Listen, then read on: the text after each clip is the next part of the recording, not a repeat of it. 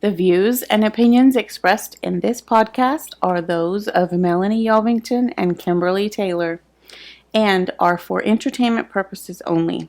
We mean no disrespect to the victims nor their families. And thank you for listening, and don't forget to hit that subscribe and follow button and like us. Veil of Humanity is a weekly podcast where we give you a look behind the human-like mask killers wear. So, let's dive on in. What is up, my crime crazy people? Welcome to Veil of Humanity. We are your hosts, Melonie Yelvington and Kimberly Taylor. So before we jump in today's case, I want to give a huge shout out to a couple of people. Today is August 5th, and first of all, I want to say happy belated birthday to our producer, Miss Courtney. Woo! And her twin sister, Candace. Happy birthday, y'all. Woo! And also a big, happy birthday to my Biss, my ride or die, my alibi if I need one. No doubt. Mel. Me. I love all of y'all dearly. We love you too, Kimmy. But today we're bringing you the case of Little Miss Harmony Montgomery. She went missing at age 4, a mere 9 months after being back in her biological father's custody in 2019. So grab your favorite beverage and a pillow to scream into as we go down the rabbit hole of this case. Oh, and just in case you didn't know, we are a fan of the cursey words, and like always, we won't be afraid to use them. So bitches be warned. Trigger warning, there is child kidnapping, child murder, and discussion of drug use. Okay, Biss, are you ready for this? Ready as I'll ever be. So I want everyone to have that pillow ready. I ain't kidding. This case will make you cry, and it will piss you off at the same time. So, Miss Harmony Renee Montgomery was born on June 7th, 2014, to Crystal Sorey, who at the time she was her sole caretaker, and Adam Montgomery, who was in prison at the time of her birth. Harmony was 4 years old when a judge in Massachusetts gave custody of her to her father, who was a resident of New Hampshire. 9 months later, Harmony would go missing. It would be 2 years before authorities became aware that the then 7-year-old Harmony had not been seen since late November, early December of 2019. So, she was missing for months before anybody said, hey, where is she? We need to find this little girl. She's gone. Wow. From August 2014 to January 2018, Harmony was removed from Crystal's care 3 times due to neglect related to drug use. All of this is according to files from Massachusetts. She would only visit her father in prison twice in 2015. Way too young for all that. Mm-hmm. Adam Montgomery, he was released from prison in September 2015, and at the time he moved to New Hampshire. 1 year after his release, Adam contacted DCF, which is Department of Children and Family, similar to our CPS here in Texas. Right. He contacted them for the first time to resume his visits with his daughter. But after only visiting her for several months, in February 2017, he stopped responding to DCF requests for future meetings. He just said, forget it, I don't want to talk to her. Yeah. What? Yeah, he just decided he wasn't going to have any more meetings with her. It was not until August of 2018 that he would see his daughter for the first time in 11 months, and only the 9th time in her life. How sad is that? He's a douchebag. He is. I probably don't even know half of it. She was a beautiful little girl. Yeah. I saw pictures of her. Didn't she have pigtails and stuff? Yes. She's adorable. So, In July of 2018, the mother, her name was Crystal, she lost custody due to drug addiction issues, and then Harmony was placed into foster care at that time. December of 2018, a home study is done in New Hampshire at the Montgomery's home because he's remarried at this point. But it did not include the necessary information to initiate a home study. You know, when they come out, they have so much information they need to get. They need to make sure the house is in, working order and everything is in its place. And they have water. They have water and food and electricity. And, but there were certain things they didn't put in place for this home study. Okay. Really ass backwards. So in February 2019, Adam is granted legal custody of Harmony by a family court judge in Lawrence, Massachusetts. DCYF are notified of this decision before it receives the additional information it requested for the home study. So everything's kind of like going backwards here instead of going in the proper order it should be. Yeah. So when Adam was awarded custody of Harmony, on paper, he seemed a stable and reliable placement. He and his wife Kayla were living in a house on a quiet dead-end street with Harmony's half-brother and a baby on the way.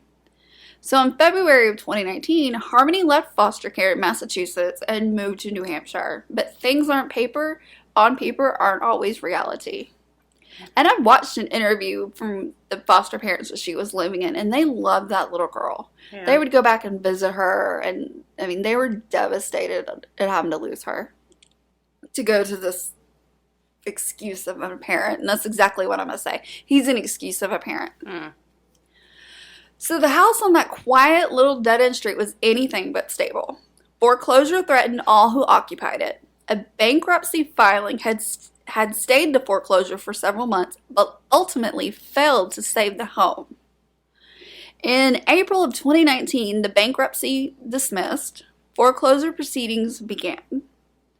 The home that was Harmony's fell into chaos, and by July of 2019, all hell broke loose. Man.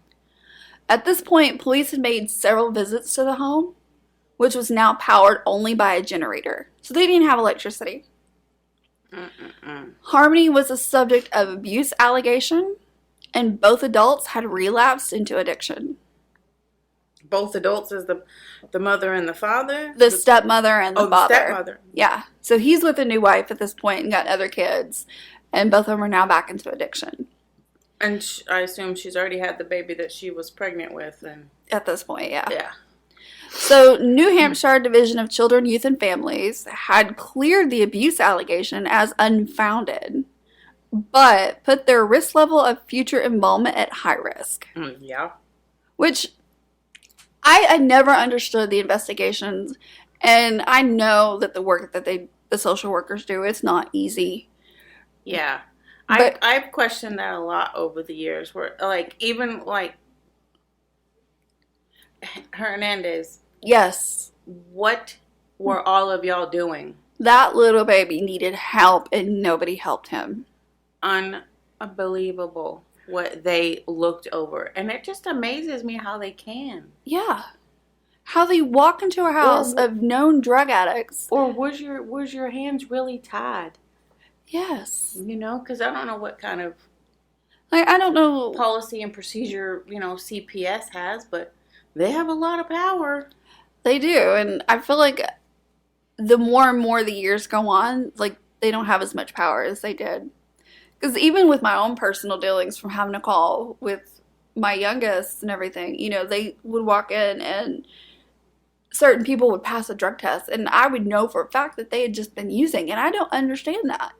Yeah. And I know it was a mouth swab, but how is that so inaccurate that a person who just smoked a pipe can pass a drug test? I do not understand that.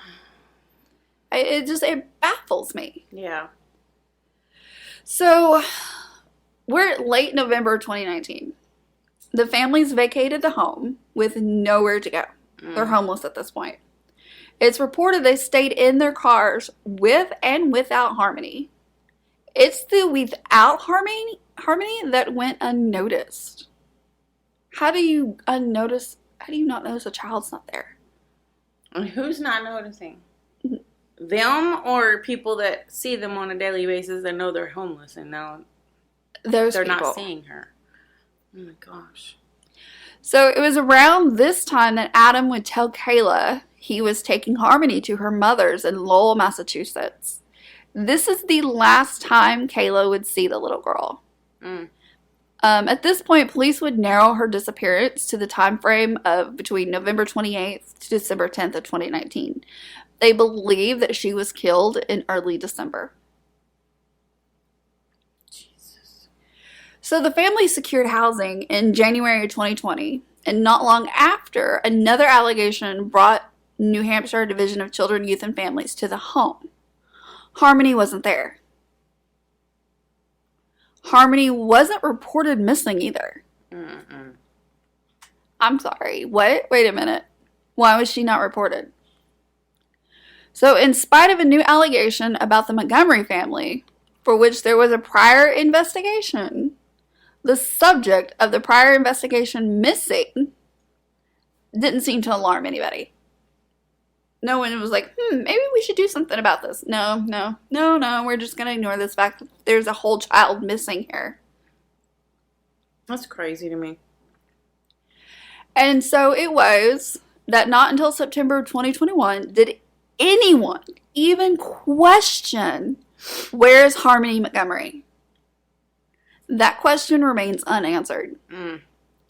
However, on August 11th of 2022, authorities announced that Harmony Montgomery is no longer a missing child, and the investigation was now a homicide investigation. I wonder what brought them to that determination. Well, unfortunately, her remains have not been found. So, on October 24th of 2022, Adam Montgomery was charged with second-degree murder for beating Harmony about the head until she died. Jesus, man. Come on. Yeah. According to the court records, Adam was angry because Harmony kept wetting herself when he, and I have to say this, allegedly killed in 2019, December of it. His now estranged wife, Kayla, which is stepmom, stated that he would hit Harmony on the head on a regular basis after these accidents. Which, wetting is usually a trauma response. So, what was he doing, you know? Yeah. She was obviously too scared to say she needed to go to the bathroom. Yeah. And if you're living out of a car where there's nowhere side of the road. Yeah. And unless he refused to drive to a bathroom, you know. So all of this was while the family was living out of their cars, being evicted from place to place. Kayla stated that December 7th, 2019, Adam hit Harmony 3 to 4 times over several minutes. She stated that after the final blow, Adam said something to the effect of that he had felt something or heard something when he hit Harmony. And he thought he had really hurt her this time. Do you think? I think I did something. This is all from the police affidavit. So Kayla, another piece of shit that can't control his temper. Yes. Temper. Just another one that needs to go under. So Kayla informed police that after Harmony began making a moaning type of noise, which continued on for roughly 5 minutes before just stopping. So she also stated that they did not stop or try to get medical help for her. It was not until after the car had broken down that they realized the little girl had passed away. Damn, y'all. So they just left her. They didn't pay attention to her, didn't try medical help, nothing. What is up with these parents not seeking medical help for their kids? I don't know, but I don't even want to call them parents. No, they're definitely not that. These sperm donors and egg donors. Dumbasses. So according to the police affidavit, Kayla stated that Adam went to the trunk of the vehicle, removed clothing from the bag. He removed a black and red Under Armour duffel bag and placed the lifeless body of Harmony into the bag. Damn. He then brought said bag with him when the family temporarily moved into a friend's car, keeping it in the trunk and sometimes leaving it in the snow to stop decomp.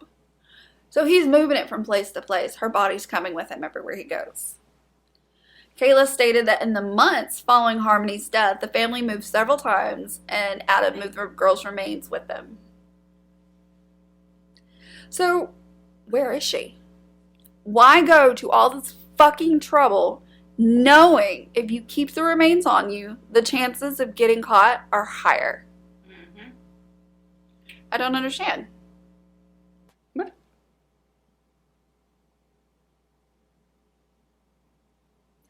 So, according to Kayla, sometime in spring of 2020, Adam had a friend rent them a U-Haul, and this is what he used to dispose of Harmony's remains. She told the police that he left her, Kayla, late one night and returned a few hours later looking very tired. Aw, poor boo-boo, all this murdering and hiding, tampering with the body and evidence. Wear your ass out. Get wrecked. Sounds like it. Douche. She stated he said something to the effect of, "It's done." Oh my God. Her body's never been found.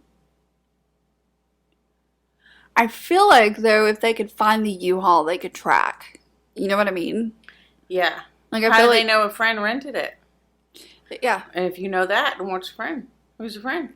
I mean, can you go off? Where did they, Where'd they go? Where'd they rent it from? U-Haul? What U-Haul was it? Because there's a track record. Yeah, there's a mileage record and gas, fuel, everything. Surely they'd be able to, like, get out there and triangulate or something.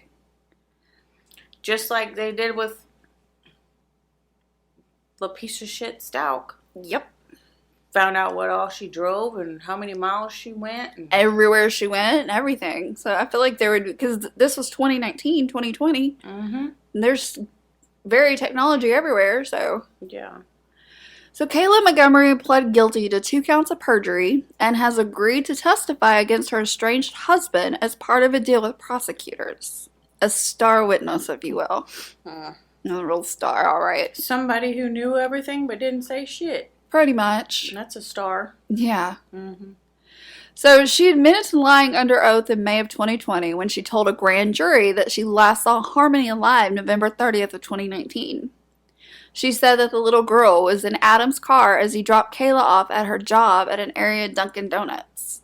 This was all determined to be a lie in court. I have no doubt about that. Ain't met a killer yet that can tell the truth. Amen on that. Unless they're a psychopath and just be like, yeah, I did Look at you and just flap. I did it. I can do it.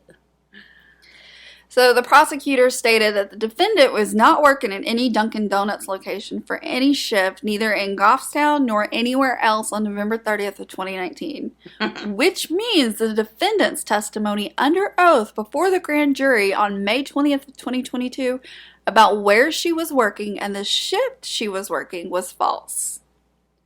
She was facing up to 7 years in prison, but since she took the plea, she will receive a lesser prison term, and all of her other pending cases were dropped.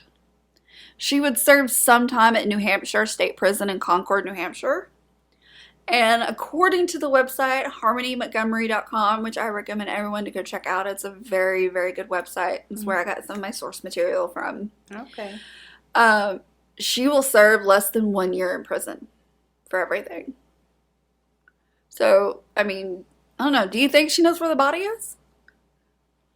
Because her lawyer wouldn't answer the question. He just gave the vague answer of, we will have to wait, and I can't discuss that. Big middle finger to him. Mm-hmm. Because I have a feeling if she knows what he said. And she knows that he left in an approximate time frame, and she witnessed the death. Yeah. How does she not have more time? I don't care if she did take a plea. I feel like she should get more time. I mean, why wouldn't you be an accessory just because you're the star? Yeah. Different laws, different states. I guess it's not Texas, so I can't compare. Texas, we have an express lane to the death penalties. you getting in you in the express lane over here. So, Adam, on the other hand, well, this SOB is facing charges of second-degree murder, tampering with witnesses and informants, falsifying physical evidence, and abuse of a corpse. His trial should begin later this year of 2023. Where did the abuse of a corpse come in if they haven't found her body? They just know that he was just by him beating her, moving the corpse around with him and not properly burying it. Gotcha. Because he would, like I was saying, he was taking it place to place. Every car they moved into, every place they were evicted from. Yeah, in that duffel bag. Yeah, he even put the body in the snow. I mean, and it's a black and red Under Armour bag. That stands out. Yeah. In white snow? Yeah. Wonder if he covered it up, though. Just had enough snow to cover up the bag and just... I would hope he's that smart, but that's giving him too much credit. Keeping the smell down. He was trying to stop and decomp. Freezing her, yeah. And putting her in a freezer, and I guess that's the best way, but how dumb do you have to be? These criminals, I'm telling you. I feel like there should be smarter criminals sometimes. They blow my mind because I'm just like, really? Yeah. Although some of them did have high IQs. Ted Bundy had a high IQ. Yeah. However, it doesn't matter how many years go by. Look at the guy they just caught. What's his name? Oh, don't get me saying Gigolo or the one in New York. Yeah, I wanted to say Gigolo at first. I do too. Giglio or something. Yeah, every time I look at that, I want to say he's yeah. And he's been doing it for years. Just like BTK did it for years. Bundy did it for years. And then they stop for a while, and then they pick it back up. Who else? The Zodiac Killer. Yeah. This guy, though, reminds me of John Wayne Gacy because of the bodies and everything being buried. Yes, see, I know we got off track. I'm talking to my producer. Moving right along. So the most recent update that I did find on Adam stated he had been found guilty of all 6 weapon charges that he was facing, including the most serious charge of being an armed career criminal. Yeah, because he'd already been in prison. And I don't think I've ever heard anybody with that. I haven't either. That was a new one for me when I was looking that up. I was like, career criminal. That's a mouthful. Yeah. What do you do for a living? Oh, I'm just an armed career criminal. No big deal. That's something to brag about. So the jury found him guilty on 2 counts each of being an armed career criminal, receiving stolen property, and theft by unauthorized taking. The charges of a career criminal carried a minimum sentence of 10 years in prison, and he has been charged separately for the murder of Harmony. He is scheduled to go to trial for her murder in November of 2023. She would have been 9 years old this past June. Man. 9 years old. So we will definitely be back for an update on this case once his trial is underway, and we can let y'all know exactly what's going on. Because I can't wait for this trial. I hope they throw him under. Yeah. So, okay, my crime crazy people. Let's all take a moment to breathe it out. Big deep breath in. Woosah. Happy birthday again to my Bess. I love you. Love you, Bess.